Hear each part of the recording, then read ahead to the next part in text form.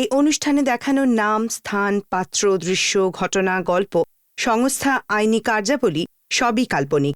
এই অনুষ্ঠানের কোনো চরিত্রের কোনো জীবিত বা মৃত ব্যক্তির সাথে মিল থাকাটা পুরোটাই সংযোগ মাত্র। চ্যানেল কোনোভাবেই হিংসার কোনো ঘটনাকে সমর্থন বা উদ্রেক করতে চায় না, আর চ্যানেল কখনোই কোনো জাতি, ব্যক্তি বা ধর্মকে আঘাত করতে চায় না। চ্যানেল এই অনুষ্ঠানে দেখানো কোনো তথ্যের সঠিকতার কোনো দাবি করে না। এই চল চল চল, বস নিচে, বস বস নিচে। ওই কেউ কোনো চালাকি করবি না। এই নিচে।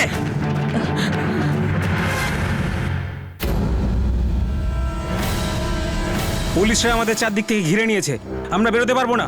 ছাড়, সেটা কোনো সমস্যাই নয়। এরা আছে কি করতে? এরা কবে কাজে আসবে?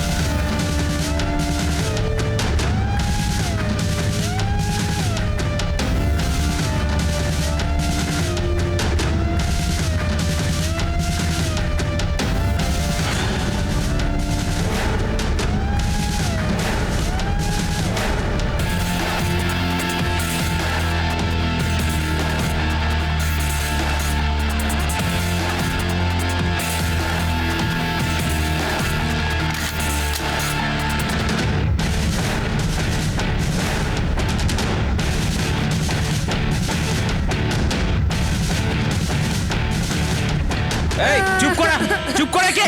না না শোনো, চুপ।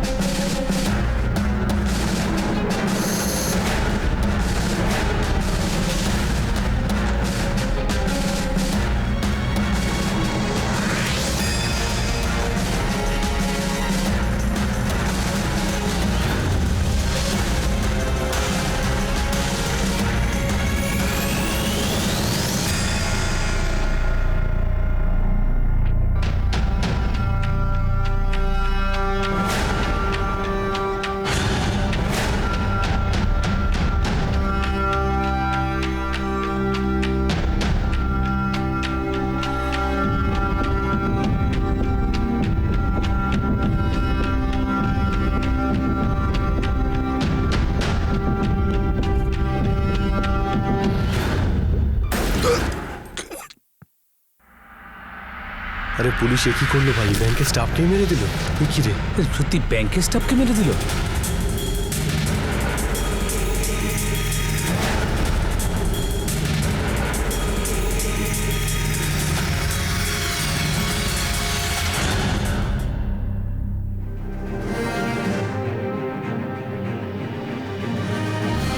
তুমি কি করে বুঝতে পারলে? স্যার, গ্যাংস্টারের স্যুট ও জুতোর সঙ্গে ম্যাচ হচ্ছিল না। ইন্সপেক্টর বিনোদ মোরে, ভাই তোমার মাথার গুলি কিন্তু ঠিক নিশানায় গিয়েই লাগে। থ্যাংক ইউ স্যার, কিন্তু আমার পরের লক্ষ্য হলো মহেশ মূর্তি।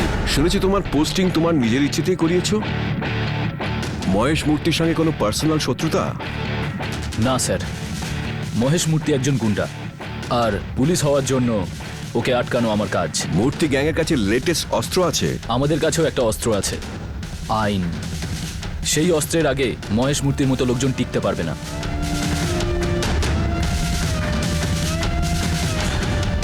দুই জনাতেই একই রকম, কোনো তফাত নাই। গলার স্বরেই হারল যে কাক এই বসন্তে ভাই।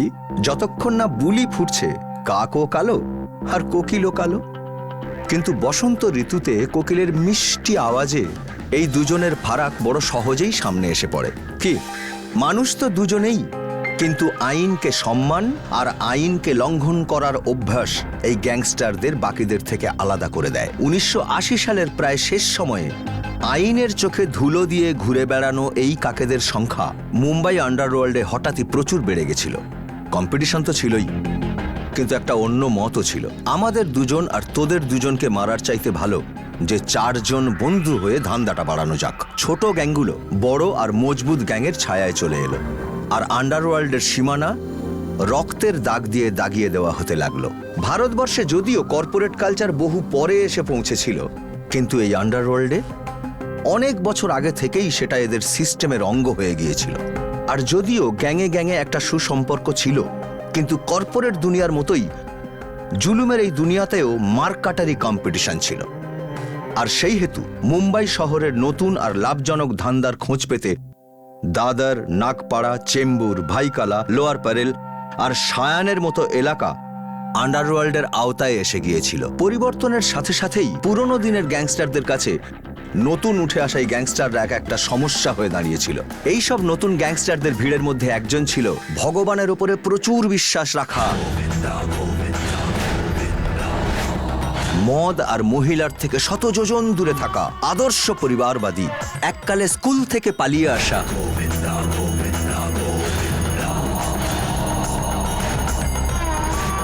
কিন্তু ম্যাথামেটিক্সে অসম্ভব জিনিয়াস, এক সাংঘাতিক বুদ্ধিমান আর প্রচণ্ড উচ্চাকাঙ্ক্ষী মহেশ মূর্তি।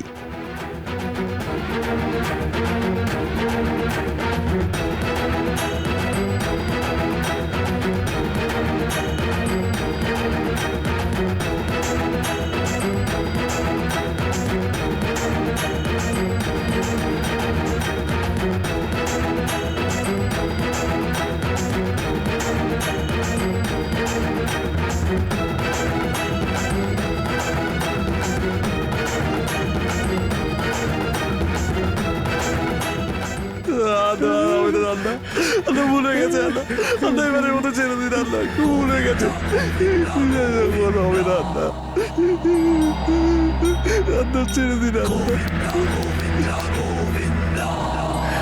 হবে না, ছেড়ে দিন, ছেড়ে দিন, ভুলে গেছে। আইয়ো, তোদের কত মেরেছে রে? পাগল হয়ে গেছিস? এত কেউ মারে? অনেক বড় করে মেরেছি, এবারের মতো ছেড়ে দিন, আমার দুটো ছোট ছোট বাচ্চা। আরে আমারও অনেক বাচ্চা আছে, এ আমার বাচ্চা, ও আমার বাচ্চা, এও আমার বাচ্চা, আরে সবাই বাচ্চা, কিন্তু বাবা একজনই, আমি। বাচ্চা কোনো ভুল করলে নো প্রবলেম, নো প্রবলেম, কিন্তু বিশ্বাসঘাতকতা করলে বিগ প্রবলেম। আরে তুই ওই বাবু রোডের সাথে গিয়ে হাত মিলিয়েছিস? বাবু রোডের সাথে? ভুল হয়ে গেছে। আরে না রে না, আমি তোকে মারবো না আজকে, আজ শনিবার না, তিরুপতি স্বামীর দিন আজ। আমি আজ অস্ত্র তুলি না, শুধু প্রসাদ দিই। ওদের প্রসাদ দিয়ে দে।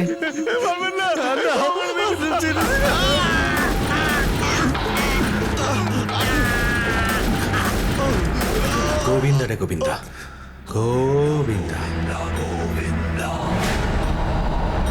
সায়নের ফুল আর সবজির আড়তগুলো থেকে মুম্বাইয়ের আন্ডারওয়ার্ল্ডে রাজত্ব করার বাসনা নিয়ে যখন মহেশ মূর্তি উঠল, তখন তার সামনে দাঁড়ালো ইন্সপেক্টর বিনোদ মোরে।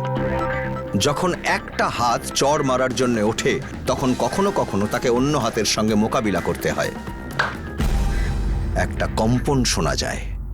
মহেশ মূর্তি আর বিনোদ মোরে দুজনেই জব্বর রকমের শুটার ছিল, আর ওদের এই খুনি যুগলবন্দির সুর আন্ডারওয়ার্ল্ডের অন্ধকার গলিগুলোকেও কাঁপিয়ে দিয়েছিল।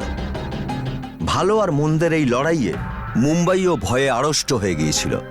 যতক্ষণে দুজনের মধ্যে কেউ একজন স্বস্তির শ্বাস নিয়েছিল, ততক্ষণে দ্বিতীয় জন জমের বাড়িতে।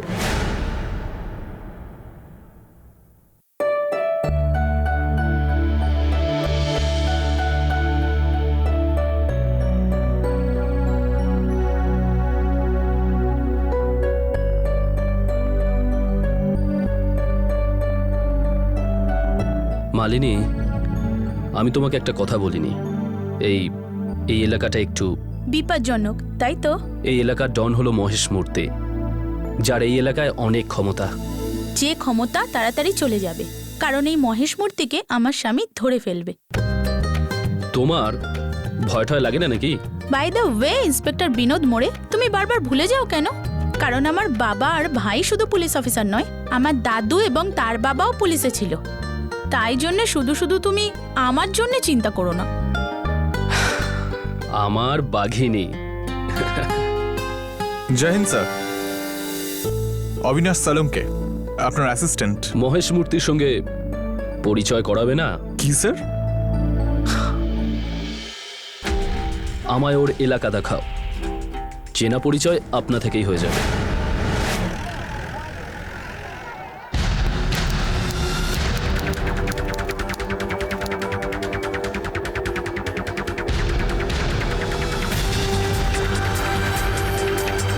স্যার শুনেছি যে এখানে আপনি নিজে থেকে পোস্টিংটা চেয়ে নিয়েছেন। কারেক্ট শুনেছো।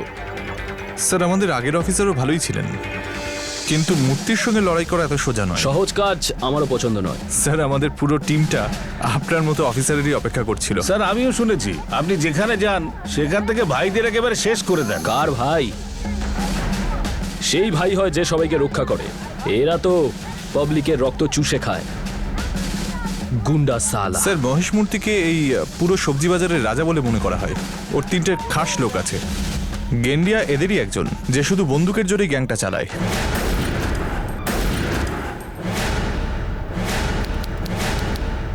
আর একজন হলো রাকেশ ওরফে ডক্টর, যার বুদ্ধিতে এই গ্যাংয়ের কাজগুলো হয়। হাফতা ঠিকঠাক করে নিয়ে নিবি, আর আজ থেকে টমেটোর দাম 8। হ্যাঁ, যাও। আর 3 নম্বর হলো কবির, যে আনাজের এই ব্যবসায় মূর্তির পার্টনার।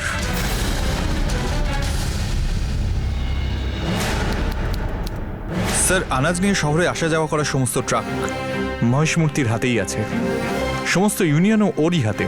কোন আনাজটা কত দামে বিক্রি হবে সেটাও মহেশ মূর্তিই ঠিক করে দেয়।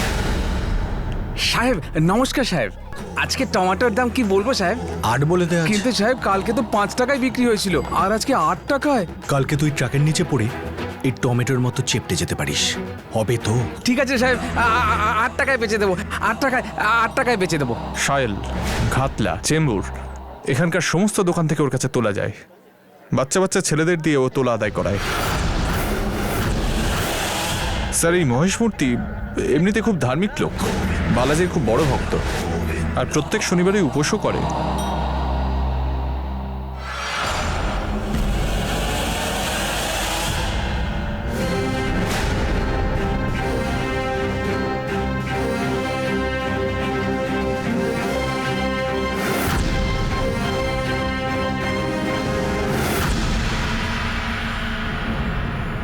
স্যার এটা হলো মহেশ মূর্তির ভাইগিরি। ভাই আসবে যাবে, কিন্তু আইন হলো সবার বাপ, আর সে এখানে এসে গেছে।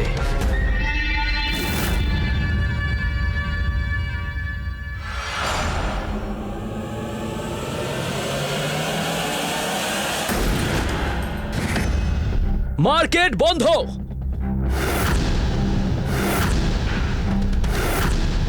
আমার নাম হলো বিনোদ মোড়ে, এটা আমার এলাকা, আর আমি হলাম এই এলাকার ইনচার্জ। এখানে যদি 2টো কলাও চুরি যায় না, আমি এই মার্কেট বন্ধ করে দেব। আর এখানে তো 3টে লাশ দেখছি, সেজন্য আজ থেকেই মার্কেট বন্ধ। আজ পর্যন্ত এই মার্কেট কখনো বন্ধ হয়নি সাহেব, আর আজকেও হবে না।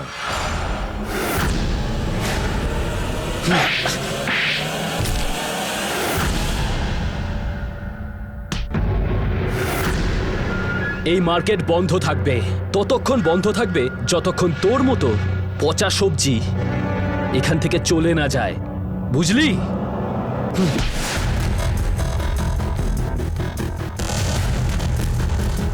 কেউ যদি এই ব্যাপারে কিছু জেনে থাকে সে সামনে আসুক। যদি আজকে চুপ করে থাকো তাহলে কালকে তোমাদের লাশ এখানে পড়ে থাকবে।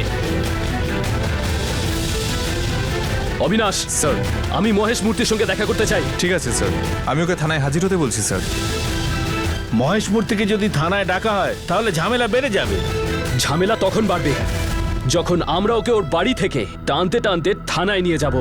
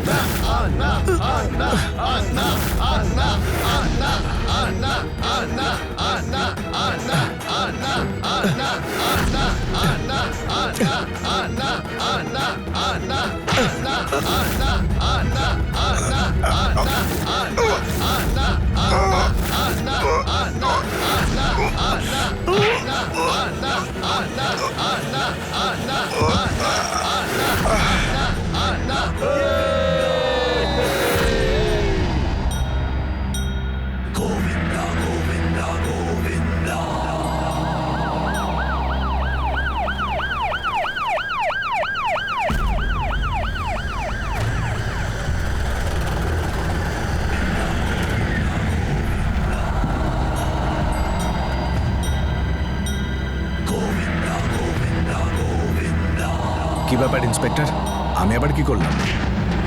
চল বলছি। কি হচ্ছে?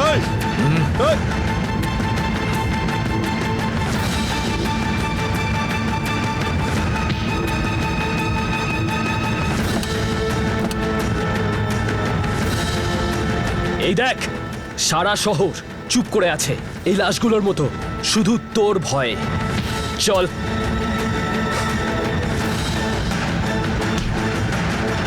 তুই সাধারণ একটা 2 কোটির মস্তান যে সবজির দাম বাড়ায় আর বাচ্চার মুখের অন্ন কেড়ে নেয়।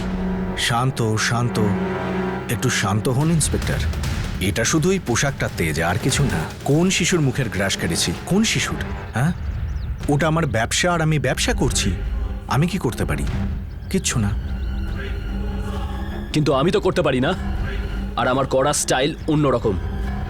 ভুগতে হবে তোকে, সামলে থাকবি। আমার নজর তোর উপর। সাহেব, আপনি চাইলে আপনার বাড়িতে তাজা সবজি পাঠিয়ে দিই বৌদির জন্য। আপনি কি ভেবেছেন? হ্যাঁ, কি ভেবেছেন আপনি? আপনি আমাকে নজরে রাখেন, আমিও নজরে রাখি। কি করব, রাখতেই হয়। আমার এলাকা তো। এই এলাকা হলো পাবলিকের, যেখানে শুধু আইনের চলে। মহেশ মূর্তি,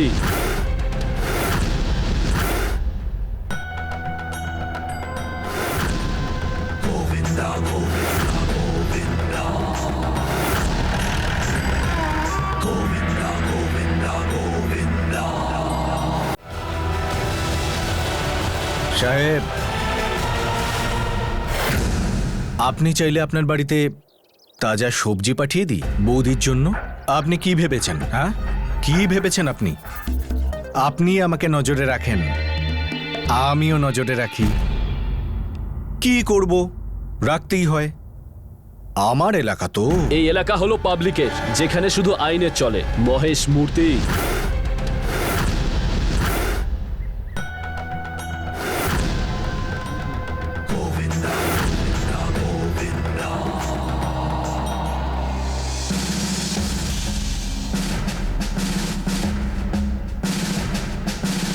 স্যার আজ অনেকদিন বাদে মনে হচ্ছে আমরা সত্যি কিছু করছি, একটু অন্যরকম কিছু। আমরা তো এখনো শুরুই করিনি অবিনাশ। একটু অন্য কিছু করার জন্য দ্বিগুণ পরিশ্রম আর 4 গুণ সাহসের প্রয়োজন। টিম রেডি আছে? হ্যাঁ স্যার। শুধু রাস্তা দিয়ে হেঁটে এই লড়াইটা জেতা যাবে না, আর এটার জন্য আমাদের একটা গোপন নকশা তৈরি করতে হবে। স্যার আপনি কি তবে ইনফরমারদের কথা বলছেন? হ্যাঁ অবিনাশ, এই লড়াই আমাদের মহেশ মূর্তির গ্যাংয়ের ভেতরে ঢুকেই করতে হবে, আর এই ইনফরমারই আমাদের সবচেয়ে বড় নেটওয়ার্ক হবে আর সবচেয়ে বড় অস্ত্র। সাহেব, আপনি মহেশ মূর্তির ফাইলটা চাইছিলেন সাহেব।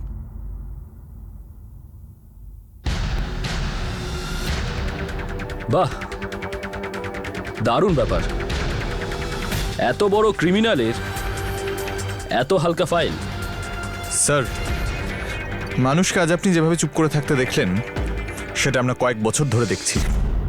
মহেশ মূর্তির নামে কমপ্লেন করতে কেউ এক পাও এগোয় না। তাহলে আমরা 4 পা বাড়াবো, ওদের বিশ্বাস জিতবো। যখন পুলিশ আর পাবলিক আমরা এক হয়ে যাব না, তখন এই মহেশ মূর্তির মতো গুন্ডা এই ফাইলের নিচে চাপা পড়ে মারা যাবে। স্যার, আমার মনে হয় যে মহেশ মূর্তির খেলা বোধহয় এবার শেষ হতে যাচ্ছে। হ্যাঁ অবিনাশ, কিন্তু এটা তখন হবে যখন মহেশ মূর্তির বিরুদ্ধে সব প্রমাণ আমাদের হাতে থাকবে, আর তা আমাদের ইনফর্মাররাই দেবে। হ্যাঁ স্যার।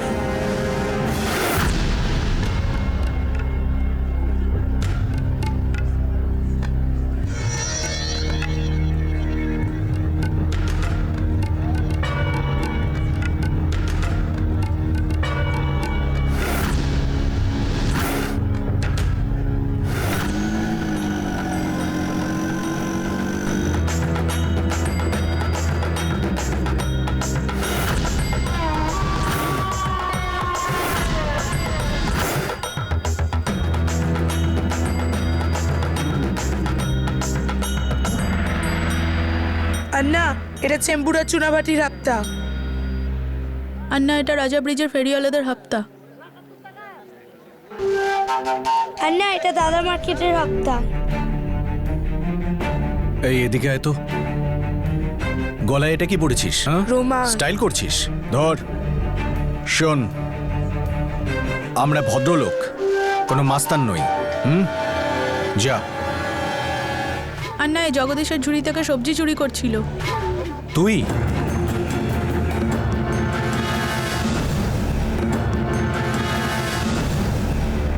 কেন করেছিস রে? খিদে পেয়েছে? এই নে, এটা দিয়ে পেট ভরে খা। তুইও নে, এনে ধর। যা যা, নাও এটা নিয়ে ওকে দাও। চলো।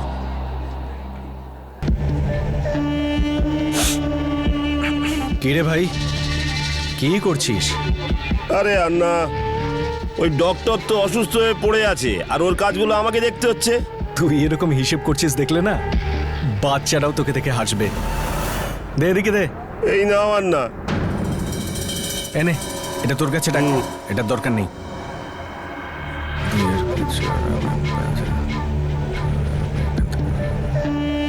এনে 1,16,000 টাকা ধারাবি থেকে এসেছে। আর এটা কি রে?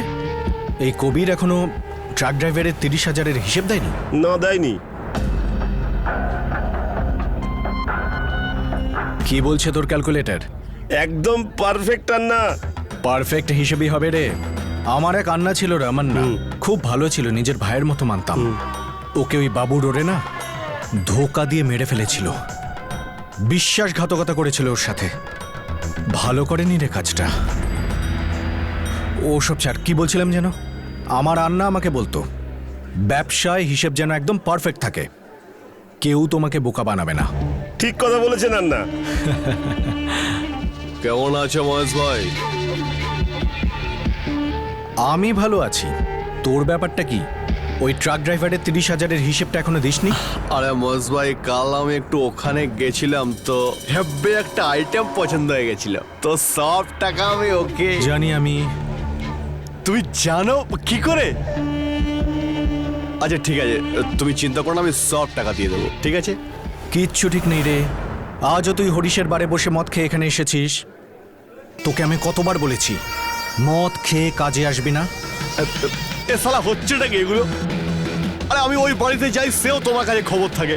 আমি হরিশের বারে যাচ্ছি, সেখানেও তুমি খবর পেয়ে যাচ্ছ। আর তুমি কি আমার পেছনে লোক লাগিয়েছো? আবে আমি তোমার পার্টনার। হ্যাঁ, তুই পার্টনার, আর আমি তোর পেছনে লোক লাগাইনি। আমি এখানে সকলের খবর রাখি। আর এইসব টাকা ফালতু মেয়েদের পেছনে ওড়ানোর জন্য নয়। এটা না তোর টাকা না আমার টাকা, এটা পুরো গ্যাংয়ের টাকা, বুঝলি? আমি তোকে 3 মাস ধরে বোঝাচ্ছি, 3 মাস ধরে, তাও মাথায় ঢুকছে না। আরে বলেছি তো, ফেরত দিয়ে দেবো তো দিয়ে দেবো। সেটা তো তুই করবি, না হলে আমি নিয়ে নেব। আর একবার যখন বিশ্বাস ভেঙে যায় না, তো ফিরে আসে না। কি বলছি, মাথায় কিছু ঢুকলো?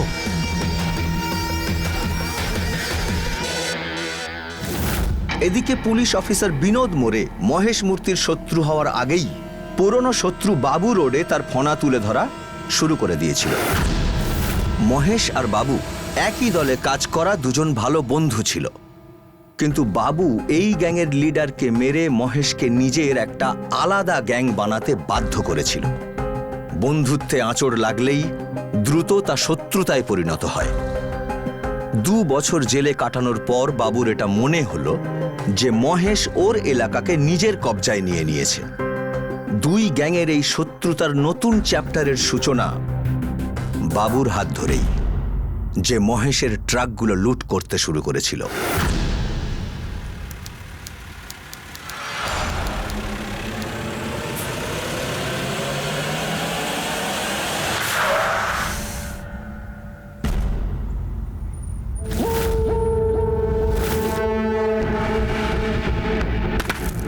আরে কে ভাই তুমি?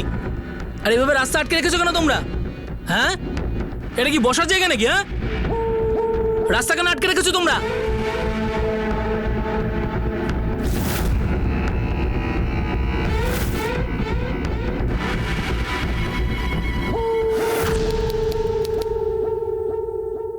আরে বাবুর ওরে,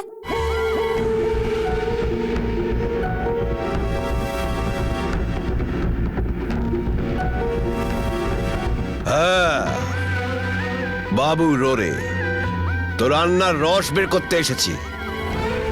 মার কুত্তাটাকে।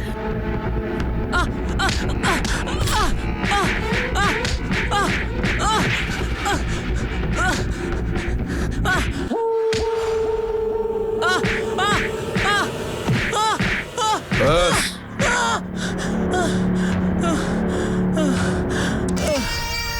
কিরে কুত্তা, এখন তুই আমার অ্যাম্বুলেন্সে হসপিটালে যাবি, আর হসপিটাল থেকে বের হওয়ার পর তুই আমার কাছে আসিস।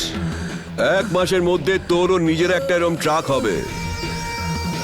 অনেক সেবা করে ফেলেছিস তুই আন্নার, এবার আন্নার আমপান্নাটা আমি করব। কিরে আন্না, এসে গেছি আমি জেলের বাইরে।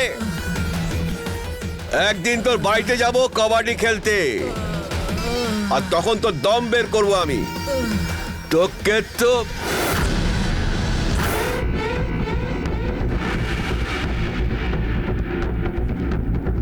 এই চল।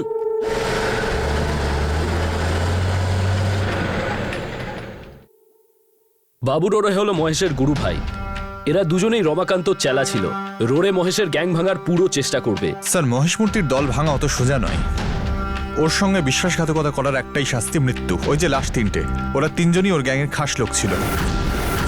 এর মানে হলো লাশ পড়বে, আর আমাদের গ্যাং ওয়ারের জন্য রেডি থাকতে হবে। স্যার, এটাও শুনেছি যে মহেশ মূর্তি বিশ্বাসঘাতকদের পরিবারকেও ছাড়ে না। আন্ডারওয়ার্ল্ডে এরকম কিন্তু আর কেউ করে না। বাবু রোরে আর মহেশ মূর্তির নাম নিবি তুই, আর এই কাজের জন্য আমি তোকে দেব ফুল প্রোটেকশন।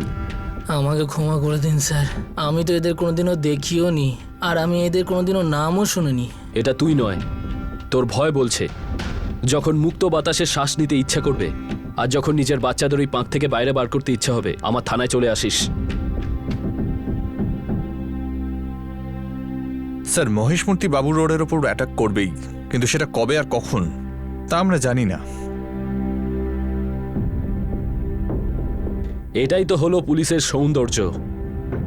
রাস্তা যতই বাঁকা হোক, ঠিক বেরিয়ে আসে। মহেশ মূর্তি, এবার তোর সময় শুরু হয়ে গেছে। দ্বিতীয়বারও আমাদের মাল লুট করলো। আমরা কি করলাম? কিচ্ছু না, চুপচাপ এখানে বসে আছি, বসে তালেই বাজাচ্ছি, আর কিছু করছি না। এটা চলতে পারে না। ওই বাবু রোরেকে মরতে হবে, মরতেই হবে ওকে। না, বাবু রোরে কিভাবে জানতে পারে যে আমাদের মাল কোন ট্রাকে আসছে, কোন রাস্তা দিয়ে আসছে, কবে আসছে? কেউ তো আছে যে ওকে সব বলে দেয়। বিশ্বাসঘাতকের খোঁজ করা আমার কাজ।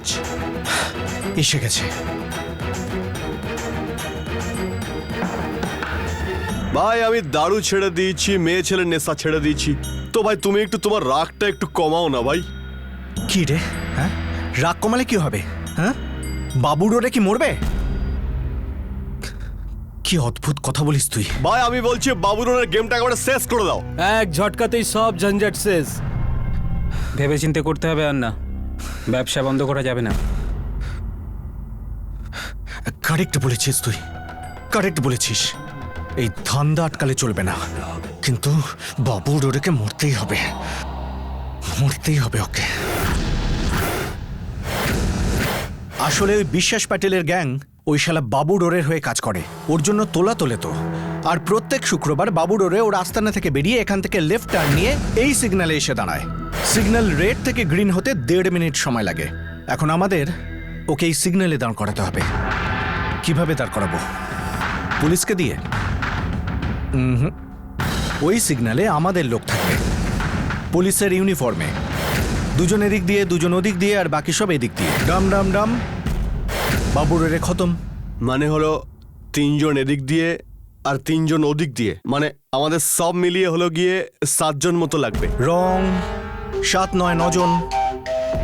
2 জন এদিক দিয়ে আসবে ওদের সাহায্য করার জন্য, সেটা তুই আর আমি। মহেশ ভাই, আমি তো অনেকদিন এসব কাজ করিনি ভাই, তাই সত্যি ভুলে গেছি। কিরকম কথা বলছিস তুই রবি? হ্যাঁ, কিরকম কথা বলছিস? আমাদের গুরু ছিল রামান্না, খুব ভালো লোক ছিলেন। উনি আমাকে সবসময় বলতেন যে ভুলে যায় সে মরে যায়। আরে গ্যাংয়ের লোকদের সব কাজ করতে হয়, আর তুই? ঠিক আছে ঠিক আছে মহেশ ভাই, তুমি যখন বলছো কাজটা আমি সাল্টে দেবো, কবে করতে হয় বলো? শুক্রবারে, শুক্রবারে বাবুডোরের মুক্তি। বস, আমি দেখছি।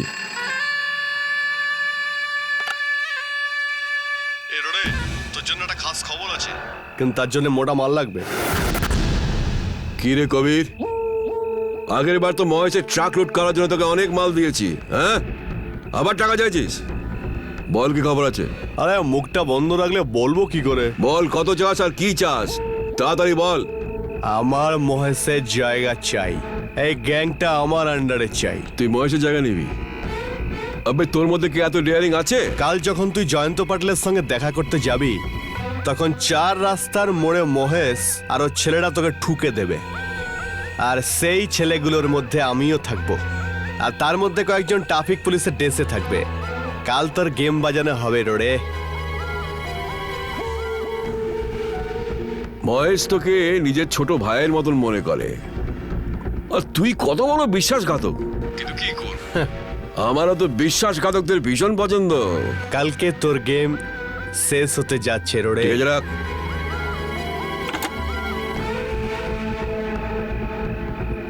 মহেশ আন্না।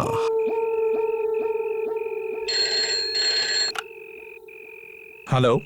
শুধু মোরে, আর কেউ না। কে? যে খবরটা দিচ্ছি চুপচাপ শোনো। হ্যাঁ বল। কাল ঠিক 3টের সময় 4 রাস্তার মোড়ে মহেশ আর ওর ছেলেরা রোডেকে শেষ করতে যাচ্ছে। খবর একদম পাক্কা, তোমার যা করার করতে পারো। আমাদের টিম তৈরি করতে হবে স্যার। মহেশ মূর্তি অসম্ভব বুদ্ধিমান ছিল।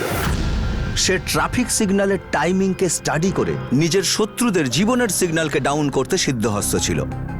তবে সাধারণ মানুষও এতে জীবন সংকটে পড়ে যেত।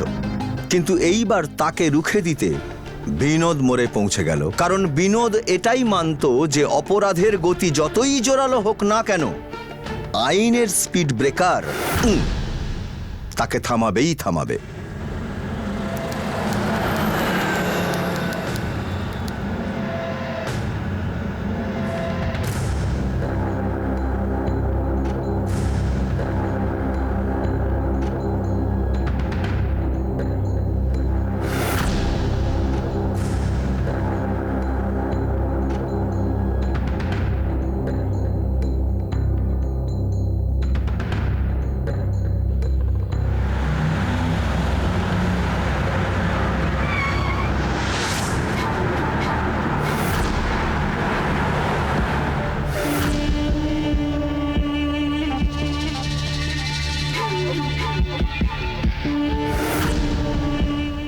কিরে, শুকিয়ে গেল?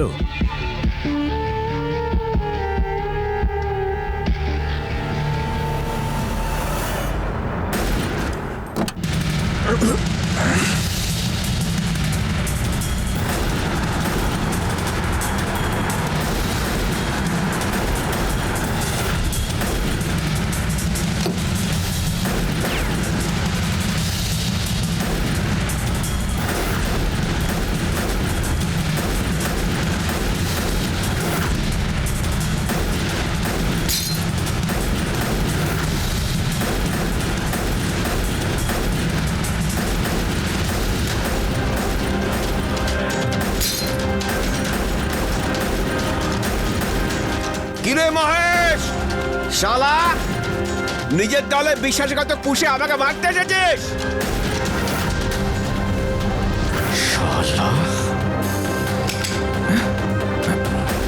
আবে তোর ভগবানকে একটু স্মরণ করে নে, তোর টাইম শেষ।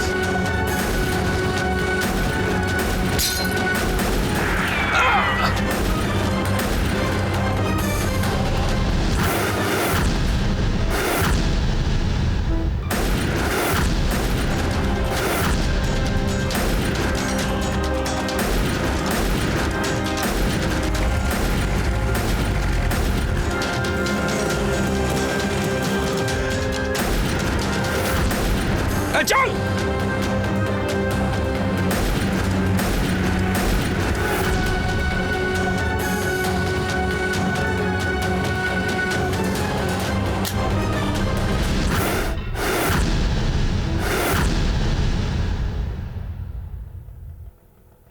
কি বলেছিলাম আমি তোকে?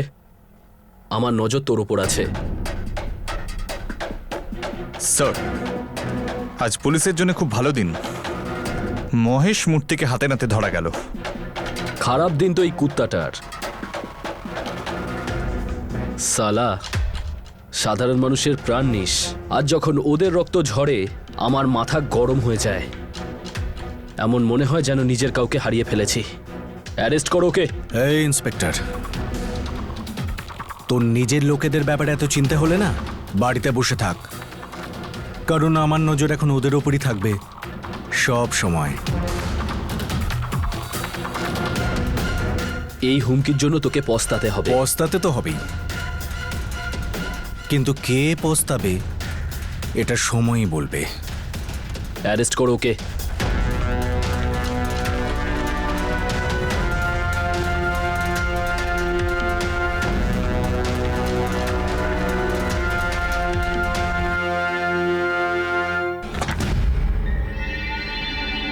তোর ভাই কোথায়? কবিরের ছোট ভাই আমি, সেক্রেটারি নয়।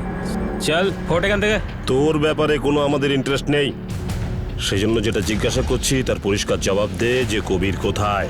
সালা তোমাদের সঙ্গে কথা নয়।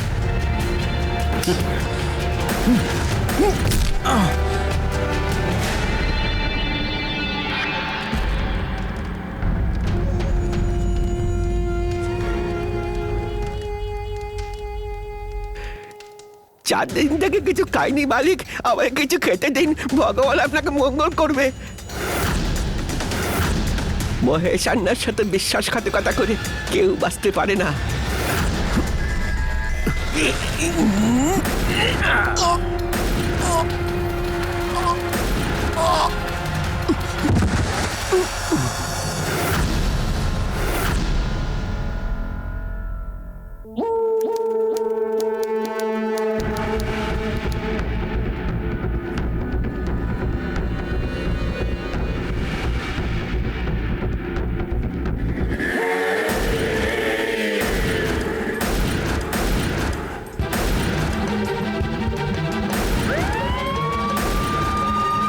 চল পালা এখান থেকে, গাড়ি চালা তাড়াতাড়ি।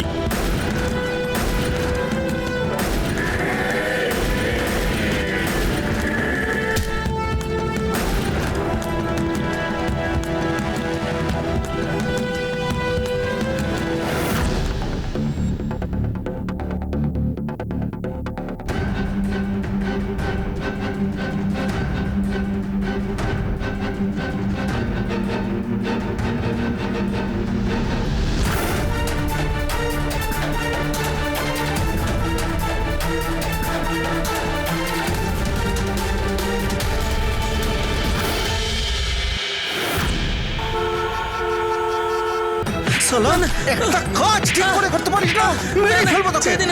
হ্যাঁ? তুইও আছিস এর মধ্যে। হ্যাঁ?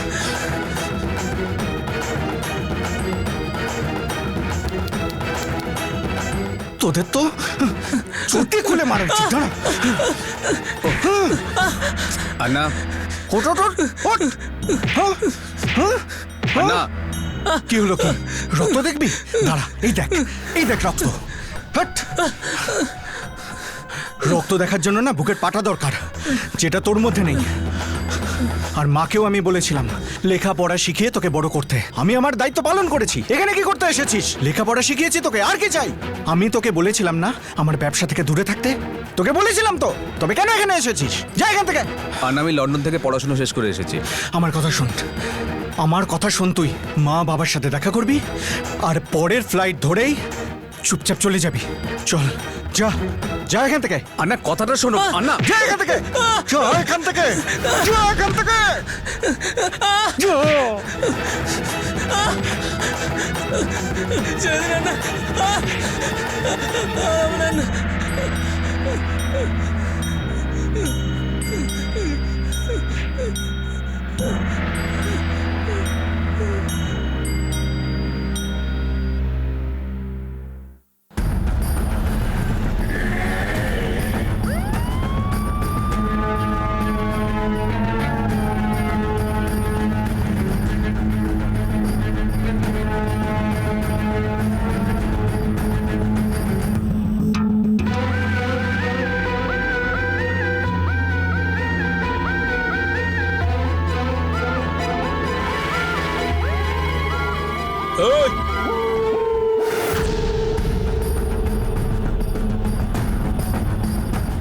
সবাই অস্ত্র নামাও। কেউ একটু নড়লে সবাইকে এখানেই শেষ করে দেব। অ্যারেস্ট করো সবাইকে। চলো চল।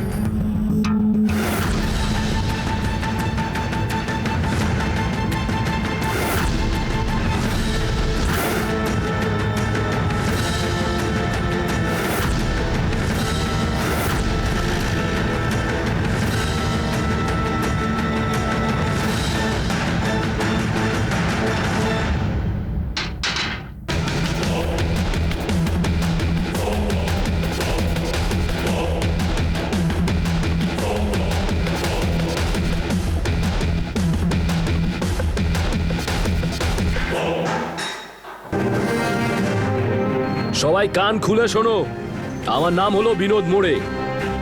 এটা আমার এলাকা, এখানে সবকিছু আমার চলে। তোমরা একে অপরকে মারতে চাইলে মারো, কোনো প্রবলেম নেই। কিন্তু যদি পাবলিকের কোনো সমস্যা হয় না, তাহলে তিলে তিলে মারবো। অবিনাশ স্যার, এরা যদি লড়তে চায় লড়তে দাও, একে অপরকে মারতে চাইলে মারতে দাও।